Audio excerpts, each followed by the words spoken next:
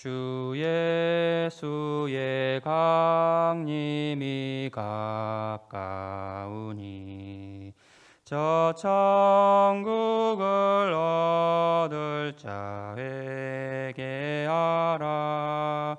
주 성령도 너희를 부르시고 무천사도 나와서 영접하네.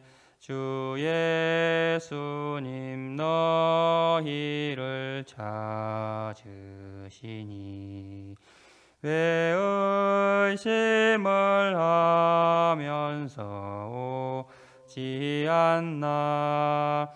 온 세상 죄 담당한 어린 양은 죄 많은 자 불러서 구원하네.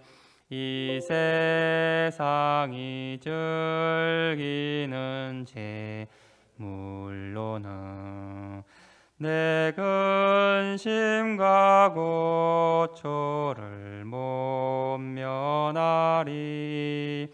또 숨질 때 위로를 못 얻으며 저 천국에 갈 길도 못 찾으리. 내 아버지 주시는 생명 양식 다 배불리 먹고서 영생하라. 곧 의심을 버리고 주께 오면 그 한없는 자비를 힘입으리. 사도신경으로 신앙 고백드리겠습니다. 전능하사 천지를 만드신 하나님 아버지를 내가 믿사오며 그 외아들 우리 주 예수 그리스도를 믿사오니 이는 성령으로 잉태하사 동정녀 마리아에게 나시고 본디오 빌라도에게 고난을 받으사 십자가에 못 박혀 죽으시고 장사한 지 사흘 만에 죽은 자 가운데서 다시 살아나시며 하늘에 오르사 전능하신 하나님 우편에 앉아 계시다가 저리로서 산자와 죽은 자를 심판하러 오시리라. 성령을 믿사오며 거룩한 공예와 성도가 서로 교통하는 것과 죄를 사하여 주시는 것과 몸이 다시 사는 것과 영원히 사는 것을 믿사옵나이다. 아멘. 하나님의 말씀은 요한복음 20장입니다.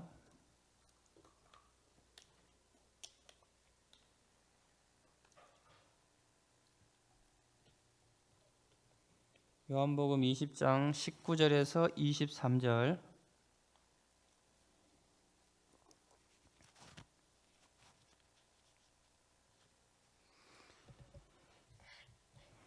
요한복음 20장 19절에서 23절 제가 봉독해 드리겠습니다. 이날 곧 안식 후 첫날 저녁 때에 제자들이 유대인을 두려워하여 모인 곳에 문들을 닫았더니 예수께서 오사 가운데 서서 이르시되 너희에게 평강이 있을지어다. 이 말씀을 하시고 손과 옆구리를 보이시니 제자들이 주를 보고 기뻐하더라. 예수께서 또 이르시되 너희에게 평강이 있을지어다. 아버지께서 나를 보내신 것 같이 나도 너희를 보내노라. 이 말씀을 하시고 그들을 향하사 숨을 내쉬며 이르시되 성령을 받으라. 너희가 누구의 죄든지 사하면 사하여질 것이요 누구의 죄든지 그대로 두면 그대로 있으리라 하시니라. 아멘. 본문은 부활하신 주님께서 두려움에 떨고 있는 제자들에게 나타나신 이야기입니다. 19절에 보시면은 이때가 안식 후 첫날 저녁입니다. 이날 곧 안식 후 첫날 저녁에, 저녁이라 하면 어두워진 시간으로 한 8시경을 지금 말하고 있습니다. 오후 8시. 제자들이 모여 있던 곳은 마가의 다락방으로 추정이 되는데 이곳에는 아마 도마를 제외한 예수님의 직계 제자와 그 엠마오 도상에서 부활하신 주님을 만난 두 제자가 있었지 않습니까? 그래서 그 두 사람이 포함되었을 것으로 보입니다. 부활 후 처음 제자들 앞에 나타나실 때 그 당시 상황을 요한이 어떻게 기록하고 있냐면은 문을 닫았더니 예수께서 오사 가운데 서서 이르시되 이렇게 기록하고 있습니다. 그 문이 닫혀져 있는 상태에서 예수님께서 들어오셨다는 것을 이렇게 강조하고 있습니다. 병행복문인 누가복음 24장 36절에는 이렇게 문을 잠가 놓았다는 그런 설명은 없습니다. 요한이 이것을 특별히 언급하는 것은 자신이 이제 그 현장에 있었다는 것이죠. 내가 거기 분명히 있었고 분명히 문이 잠겨 있었는데 예수님께서 갑자기 나타나셨다. 그러니까 예수님의 그 영혼과 육체의 부활 상태를 지금 강조하는 것입니다. 다음으로 살펴볼 것은 부활하신 예수님께서 제자들에게 하신 첫 번째 말씀이 19절 후반에 보면은 너희에게 평강이 있을지어다입니다. 그 본장에서 세 번씩이나 나오는데 모두 다 제자들을 만날 때마다 가장 처음 하신 말씀입니다. 이 평강에 해당하는 헬라어는 에이레네인데 히브리어로는 우리가 잘 아는 샬롬입니다. 그 샬롬은 유대인들 사이에서는 가장 이제 보편적인 인사말이죠. 인사말인데 본문에서는 예수님께서 그런 인사말 차원에서 하신 게 아니라 인사말을 넘어서 그리스도의 그 구속 사역과 아주 중요한 관련된 그런 의미를 가지고 있습니다. 간단히 말하면은 예수님의 그 구속 사역으로 구원받은 하나님의 백성은 그 하나님과의 단절됐던 그런 관계가 회복되지 않습니까? 그 평강을 말합니다. 근데 이 평강은 이제 영혼의 평강뿐만 아니라 육신의 평강까지 포함된다 하겠습니다. 20절에 이 말씀을 하시고 손과 옆구리를 보이시니 제자들이 주를 보고 기뻐하더라. 옆구리를 창으로 찔러서 피와 물이 나왔다는 것은 생물학적으로 사람이 확실하게 죽었다는 것 아닙니까?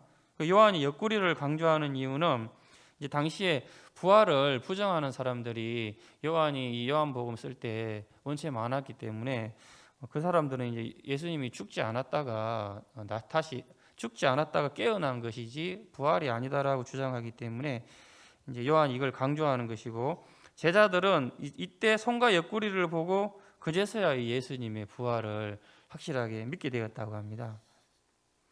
다음 21절에 보면 제자들에게 이제 부활을 확신시켜 주신 주님께서 아버지께서 주님을 보내신 것처럼 나도 너희를 보낸다 이런 말씀을 하시고 22절에는 성령을 받으라고 하십니다. 부활하신 주님께서 제자들에게 하신 말씀을 순서대로 보면은 맨 처음에는 평강이 있으라. 그 다음에 아버지께서 나를 보내신 것처럼 나도 너희를 보낸다. 그 다음에 세 번째는 성령 충만을 받으라. 이게 서로 밀접한 관련이 있다는 것을 알 수 있습니다. 23절 너희가 누구의 죄든지 사하면 사하질 것이요 누구의 죄든지 그대로 두면 그대로 있으리라 하시니라. 23절은 논란이 많은 구절인데요. 가톨릭 교회 일부 사람들은 이 말씀이 제자들로 대표되는 사제와 교회의 특권에 대한 말씀이라고 해석합니다. 그래서 사제들이 죄를 갖다가 사해 줄 수 있는 그런 권한을 예수님으로부터 이임받았기 때문에 이제 가톨릭 내 고해 성사 같은 것들이 있는 것이죠. 하지만 이 말씀의 본래의 의미는 제자들이 사람들에게 여러분 예수 믿으면은 죄 사함을 받을 수 있습니다. 예수의 이름으로 전하라는 그런 의미로 우리가 이해해야 되는데 오해를 한 것입니다. 말씀을 정리하면 제자들은 예수님께서 십자가에 돌아가신 후에 낮이고 밤이고 문을 잠그고 숨어 있었습니다. 마가의 다락방에. 마가의 다락방 자기들 방만 문을 잠근 게 아니라 집 전체를 문을 잠그고 숨어 있었는데 이제 왕이 될 줄 알았던 예수님께서 죽자 아무런 소망이 없게 되죠. 소망만 없게 된 것이 아니라 자기 스승을 그렇게 비참하게 죽였는데 로마 당국이나 유대 종교 지도자들이 그 제자들, 직계 제자들을 그냥 둘 리가 없지 않습니까? 그래서 이제 두려움 가운데 아주 극도의 두려움 가운데 숨어서 있었습니다. 바로 그때 예수님께서 나타나셔서 샬롬을 선포하셨고 그러자 이제 제자들의 마음 가운데 두려움, 염려들이 사라지고 평강이 임했습니다. 그리고 그 이후에는 이제 새로운 삶을 시작하게 되는데, 여기서 중요한 것은 이제 그 이후에 어떻게 살아야 하는가입니다. 평강이 이제 임했는데 복음을 위해서 살아야 한다. 그러니 너희들이 성령을 받으라고 하십니다. 성령을 받지 않고는 내가 준 이 평강을 유지할 수도 없고 너희들이 복음을 전하는 삶을 살 수도 없다는 것입니다. 반드시 성령을 받아야 한다는 것인데요. 그만큼 이 성령을 받는다는 게 중요한데, 우리 예수 믿고 구원받은 사람은 성령을 다 받았지 않습니까? 그러니까 이 말씀은 성령 충만을 받으라는 말씀으로 이해해야 됩니다. 성령은 지금 받는 게 아니라 사실은 오순절 성령 강림 때 그때 임하지 않습니까? 새로운 삶을 살고 하나님 나라의 비전을 품고 살려면은 성령 충만을 반드시 받아야지만 가능합니다. 성령 충만하면 우리가 조영기 목사님을 빼놓고 이야기하기는 어렵습니다. 조 목사님은 예전에 그 사랑의 교회와 그 강단 교류할 때 보면은 본인은 칼빈주의, 철저한 칼빈주의인데 칼빈의 예정론을 절대적으로 신뢰하는 사람인데 어떻게 자기가 이렇게 순복음 교단에 와서 신학을 하게 됐는지 모르겠다고, 이것은 이제 하나님의 인도하심이다. 우리나라에 오카노 목사님처럼 이렇게 제자 훈련하는 목사도 필요하고 나처럼 이렇게 성령 운동하는 목사도 필요해서 하나님께서 인도하셨다라고 이제 그런 간증을 하셨는데요. 맨 처음에 본인이 어떻게 이 성령 충만을 사모하게 되었냐면은 신학교 처음 들어갔을 때, 지금은 이제 자기 장모님인데 그 최자실 목사님이랑 같은 반이었습니다. 최자실 목사님은 이제 집사 생활을 하다가 신학교를 갔으니까 조 목사님보다 나이가 훨씬 많죠. 그때는 이제 매주 토요일마다 그 파고다 공원에 전도를 하러 갔대요. 조 목사님이 회장이었어요. 회장이었고 최자실 목사님이 뭐 총무가 그랬다고 합니다. 전도 준비 총무가 그랬는데, 갈 때 이제 아까 우리가 그 불렀던 주예수의 강림이 그런 찬양을 그 파고다 공원에 가서 하면서 이렇게 설교를 한대요. 그때는. 그러면은 조 목사님은 그 똑똑하신 분이지 않습니까? 그래서 이렇게 아주 그 체계적으로 설교를 하고 지적으로 설교를 하고 서론 본론 결론 나누고 또 되게 웅변적이지 않습니까? 잘하시는 분인데 조 목사님이 이렇게 설교를 하면은 사람들이 잘 귀담아 안 듣는데요.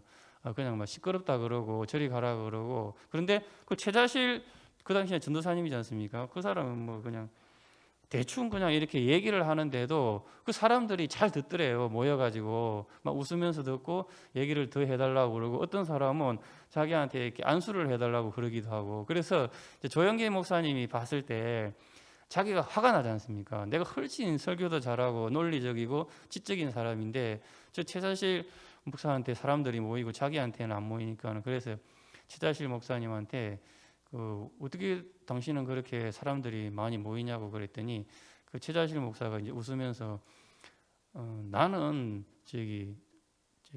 조전도사, 그 당시에는 조전도사지 않습니까? 조전도사보다 성령 충만하지 않냐고 그러더라는 거예요. 그래서 조전도사 하루에 몇 시간 기도하냐고, 그러니까 한 30분 기도한다고 하니까 나는 하루에 3시간씩 기도한다고 이제 그런 말을 했답니다. 그래서 이제 그때 조영기 목사님이 성령 충만을 받아야지만 저런 능력이 나오는구나, 그렇게 깨닫고 성령 충만을 받으려고 그 삼각산인지 그때 산에 이제 바로 올라가거든요. 그 이제 중간에 이야기는 생략하고 그 성령 충만을 받아요. 거기서 이제 방언을 받는데 조영기 목사님 그 간증 중에 보면은 자기가 이렇게 기도하면서 맨 처음에 자기 죄를 회개를 했다고 합니다. 그런데 그렇게 자기는 그래도 깨끗하게 살았다라고 생각을 했는데, 최자실 목사님은 뭐 40대 넘어가지고 신학교 왔으니까는 온갖 죄 다 짓고 신학교 오고, 자기는 20대에 정말 바르게 살다가 신학교를 갔는데 뭐 자기가 훨씬 깨끗하게 살았다고 생각을 했는데 그렇게 지은 죄가 많더라는 것입니다. 그래서 다 죄를 회개하고 거기서 이제 성령 충만을 경험하고 거기서 방언을 받았습니다. 그러니까 방언을 받았으니까는 기도하는 게 이제 막 2시간, 3시간 하는 건 일도 아닌 거죠. 그렇게 해가지고 서대문 교회에서 처음에는 천막교회를 할 때는 교인이 5명밖에 없었거든요. 그러니까 시간도 많고 그래가지고 하루에 한 5시간씩 기도를 했다고 합니다. 그러면서 자기가 그 성령 충만을 경험했을 때 그 느낌을 뭐라고 그러냐면은 5명 앉혀놓고 설교를 하는데 이렇게 바닥에서 떠 있는 느낌을 받았다고 그러더라고요. 성령 충만하면은. 그거는 어디 자기가 책에서 본 것도 아니고 실제 간증인 거죠.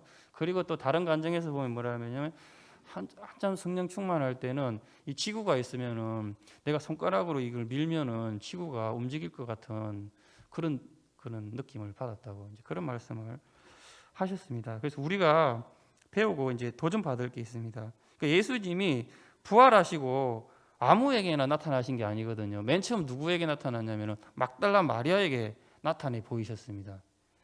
그러니까 부활하시고 승천하시고 성령을 약속대로 보내주셨는데 성령은 우리 안에 예수 믿는 사람은 누구나 가지고 있어도 성령 충만은 아무나 못 가집니다. 평생에 한 번도 경험하지 못하는 사람이 수두룩하죠. 조영기 목사님의 여러분들 이 간증을 한번 잘 묵상해 보시기 바랍니다. 작은 죄를 다 회개하고 그죠? 회개하고 그다음에 하루에 5시간씩 이렇게 기도하고 우리의 삶의 모든 문제는 내가 성령 충만하지 않기 때문일 수가 있습니다. 한번 곰곰이 생각해 보십시오. 내가 현재 힘들어하거나 불만족한다든지 스트레스가 있는 이런 것들을 내가 만약에 성령 충만하면은 어떻게 될지, 그것들이 여전히 나에게 문제로 남아 있을 것 같은지, 그리고 내가 지금 성령 충만한지 아닌지는 그 진단하는 것은 간단합니다. 1차적으로는 자기가 제일 잘 알죠. 자기가 제일 잘 알고 옆 사람이 봐도 알고 가족이 봐도 알고 직장 동료가 봐도 알고 심지어는 그냥 지나가는 사람 처음 보는 사람이 봐도 이 사람이 성령 충만한지 아닌지는 누구나 다 알 수 있습니다. 여러분들 이렇게 성령 충만을 사모하는 저와 여러분 되기를 소망합니다. 기도하겠습니다. 하나님 아버지, 우리가 제자들이 두려움 가운데 있을 때에 주께서 나타나셔서 가장 먼저 하신 말씀이 샬롬입니다. 우리에게 이미 평강이 임했다는 사실을 기억하며 또 복음 사역을 잘 감당하기 위해서는 성령의 충만함이 필요하오니 성령 충만을 사모하게 하시고 그냥 마음으로만 말씀으로만 듣고 잊어버리는 것이 아니라 우리의 삶에 결단이 있게 하셔서 성령 충만함으로 하나님의 영광 드러내며 살게 하여 주시옵소서. 예수님 이름으로 기도드립니다. 아멘. 하늘에 계신 우리 아버지여, 이름이 거룩히 여김을 받으시오며 나라의 임하옵시며 뜻이 하늘에서 이룬 것 같이 땅에서도 이루어지이다. 오늘날 우리에게 일용할 양식을 주옵시고 우리가 우리에게 죄 지은 자를 사하여 준 것 같이 우리 죄를 사하여 주옵시고 우리를 시험에 들게 하지 마옵시고 다만 악에서 구하옵소서. 대개의 나라와 근세와 영광이 아버지께 영원히 있사옵나이다. 아멘.